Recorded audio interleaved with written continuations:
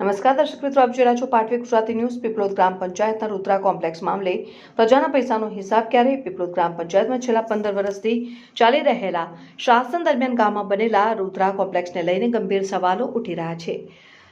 અરજદારના જણાવ્યા મુજબ કોમ્પ્લેક્સની 60 જેટલી દુકાનો પાસેથી દુકાન દીઠ ₹2000 મુજબ કુલ ₹1.20 લાખની કિંમત થતી હોવાનો હિસાબ સામે આવ્યો છે, પરંતુ અરજદારનો આરોપ છે કે પંચાયત દ્વારા તેની પાસેથી ₹3 લાખનો ચેક માંગવામાં આવ્યો હતો અને તેણે તે ચેક આપવો પડ્યો હતો। અરજદારના જણાવ્યા મુજબ આ મામલે તેની પાસે રહેલા પુરાવા વારંવાર પંચાયતમાં રજૂ કરી ન્યાયની માંગ કરવામાં આવી છે, તેમ છતાં આજ દિન સુધી યોગ્ય કાર્યવાહી ન થતા અરજદારને ₹1,80,000નો આર્થિક ભોગ બન્યાનો આરોપ છે। હવે સવાલ એ ઊભો થાય છે કે આ સમગ્ર મામલે પંચાયત તંત્ર સામે ક્યારે તપાસ, પ્રજાના નાણાંની લેવડ દેવડનો પારદર્શક હિસાબ જાહેર થશે કે નહીં, ગ્રામજનો જવાબ માંગી રહ્યા છે।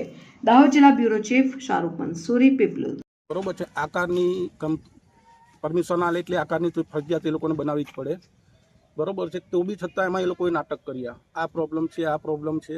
પછી જે તે સમયે એ લોકોએ પેમેન્ટ મળ્યા પછી આકારની બનાવી, પ્લસ વેરા પાવતી 1,20,000ની આલી અને ₹3 લાખ એ લોકોએ લઈ લીધા, બરોબર છે। 1,05,000 કહીને આકારની 60 દુકાનના ₹3 લાખ થાય, બનાવી ₹2,000ની, ₹1,20,000 ₹3 લાખ ગ્રામ પંચાયત પીપલોદને ચેક આપ્યો છે। ₹1,80,000 જમા છે, તો બી છતાં આ ફાળામાં એમ કરીને પૈસા આપતા નથી અને બીજો વેરા માંગવાની ફોર્સ કરે છે।